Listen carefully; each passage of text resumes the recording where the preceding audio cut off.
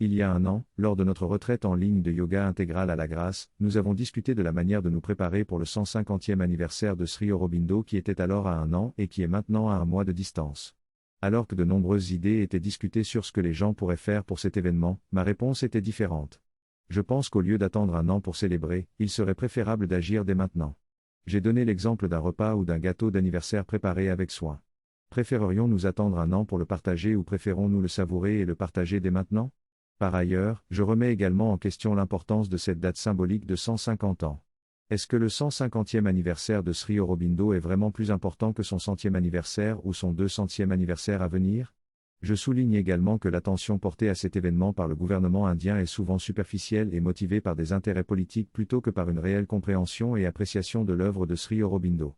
Je suggère donc de nous concentrer sur des actions et des programmes qui ont une valeur réelle et durable, plutôt que de nous laisser entraîner par des célébrations éphémères qui n'ont pas d'impact réel sur la société et la pensée gouvernementale. L'auteur souligne l'importance de profiter de chaque journée comme si c'était une occasion spéciale.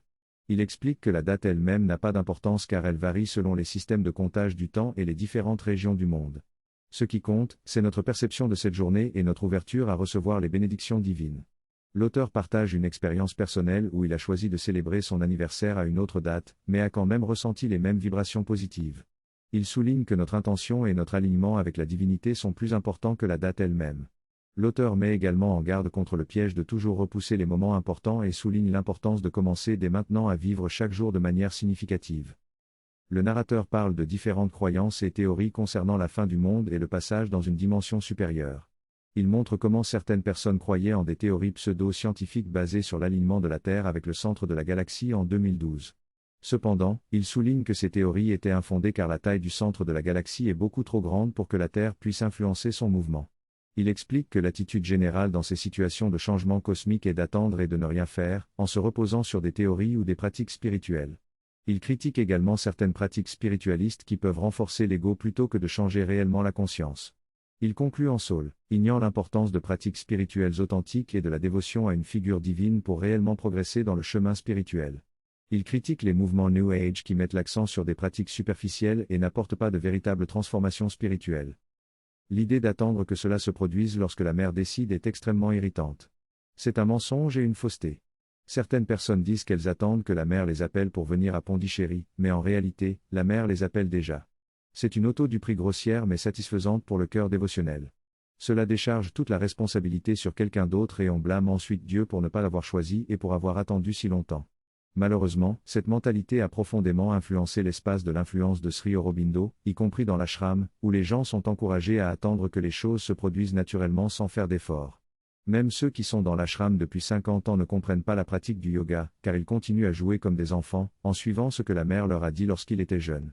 Cependant, les véritables aspirants dans l'ashram ont eu l'occasion de méditer avec la mère et d'être guidés par elle. La mère a encouragé l'effort quotidien et intensif pour la méditation, mais cette notion d'effort a été abandonnée au fil du temps.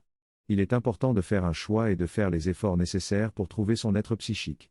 Même quelques minutes de méditation par jour peuvent faire une différence. Une personne qui avait négligé son être psychique pendant des années a réalisé son importance lorsqu'elle a été diagnostiquée avec un cancer du pancréas. En faisant des efforts pour nourrir son âme, sa personnalité a complètement changé en 1 mois de sadhana. Il est donc essentiel de réfléchir à nos priorités et à comment nous voudrions vivre si on nous annonçait qu'il nous reste 3 mois à vivre. Dans cet extrait, l'auteur souligne l'importance de se concentrer sur les choses qui nourrissent notre âme et de les prioriser dans notre quotidien. Il suggère de consacrer au moins 5 minutes par jour à une activité qui apporte du bien-être et de la paix intérieure. Il invite également à éviter la passivité et à agir lorsque cela est nécessaire, en cultivant la loyauté envers la vérité et en luttant contre l'adversité. L'égalité et la sérénité sont importantes, mais elles ne suffisent pas si elles ne sont pas accompagnées d'une volonté d'action et d'une persévérance pour défendre ce qui est juste. L'auteur cite une lettre d'Indo à Sahanadi, où elle expose son dilemme entre maintenir son équilibre intérieur ou défendre Sri Aurobindo face aux critiques. En conclusion, l'auteur souligne que l'égalité et la patience sont importantes, mais elles doivent être accompagnées d'une action déterminée et d'une loyauté envers la vérité. La loyauté envers la vérité est nécessaire pour établir la vérité contre le mensonge. Il est important de vouloir que la vérité triomphe et de ne pas être indifférent à cela. Sri Aurobindo explique que dans l'ashram, il y a un travail à faire pour établir la vérité, mais de puissantes forces invisibles sont organisées pour s'y opposer. Ces forces utilisent des personnes et des actions visibles comme instruments. Il est crucial de reconnaître ces forces et de ne pas blâmer les personnes qui en sont manipulées. Il mentionne également que les personnes qui sont sincères dans leurs intentions peuvent souvent être influencées si elles ont des faiblesses qui sont exploitées. Par conséquent, il est essentiel de travailler sur soi-même, de se débarrasser des petites ambitions et des intérêts personnels qui obscurcissent notre jugement. Le but est de réaliser la vérité dans chaque aspect de notre vie. Dans ce texte, l'auteur souligne l'importance de choisir son camp dans la lutte entre la vérité et le mensonge. Il affirme que rester neutre ou compromettre avec les forces hostiles revient à soutenir le mensonge. Il encourage à être fidèle et intransigeant dans la défense de la vérité, tout en rejetant la haine et les sentiments égoïstes. L'auteur précise que cette prise de position n'est pas contradictoire avec l'égalité, mais plutôt nécessaire dans la réalisation active de la vérité. Il applique cette idée à différents niveaux, qu'il s'agisse de conflits concrets, de conflits internes ou de la bataille spirituelle. Il met en garde contre une attitude passive, qui peut permettre aux forces ennemies de détruire la vérité. L'auteur conclut en partageant une expérience personnelle et en affirmant que l'enseignement de son maître était de choisir son camp et de ne pas rester neutre. Ne jamais faire de compromis, c'est ce que l'auteur souligne à plusieurs reprises dans le texte. Il mentionne que nous avons tous dû faire des compromis à un moment donné de notre vie, mais il insiste sur l'importance de ne jamais céder sur nos valeurs profondes, même si cela implique des conséquences négatives. Faire un compromis interne avec quelque chose de faux peut entraîner une séparation de nous-mêmes et nous conduire du mauvais côté. L'auteur souligne également l'importance de l'action contre l'indifférence, le compromis et la passivité. Il explique ensuite que Sri Aurobindo, bien qu'il ait souvent été isolé, n'était pas réellement un reclus mais travaillait intensément dans la solitude pour apporter une conscience supramentale dans son propre corps. Il avait notamment des plans pour répandre activement cette conscience à travers le monde. Cependant, certaines décisions ont été prises pour contourner certaines étapes afin de faire descendre directement la supramentalité sur Terre. Finalement, toutes les connexions ont été coupées et le processus a été accompli en 2 heures.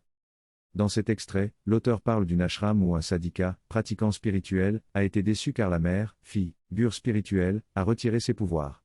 Cela soulève la question de l'importance d'une base de pureté pour permettre l'infusion directe de ses pouvoirs. L'auteur explique que le processus d'action directe du supramental dans la matière a pris du temps en raison du manque de soutien du collectif.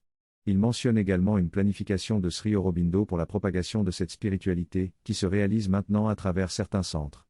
L'auteur souligne l'importance d'avoir des centres actifs et engagés, comme celui de la GRA, qui mène des activités de propagation, de recherche et de développement 24 heures sur 24. Il mentionne également l'inefficacité de certains centres qui se rencontrent seulement quelques fois par an sans mener d'activités significatives. L'auteur souligne la nécessité d'un travail actif, sans compromis ni indifférence, dans ces centres spirituels. Dans cette réflexion, l'auteur souligne l'importance du véritable développement et changement de conscience, plutôt que de se contenter de se sentir bien et de retomber dans les mêmes schémas habituels. Il critique les centres et les enseignements qui se contentent de divertir et de faire plaisir, soulignant que le but devrait être un véritable changement de conscience.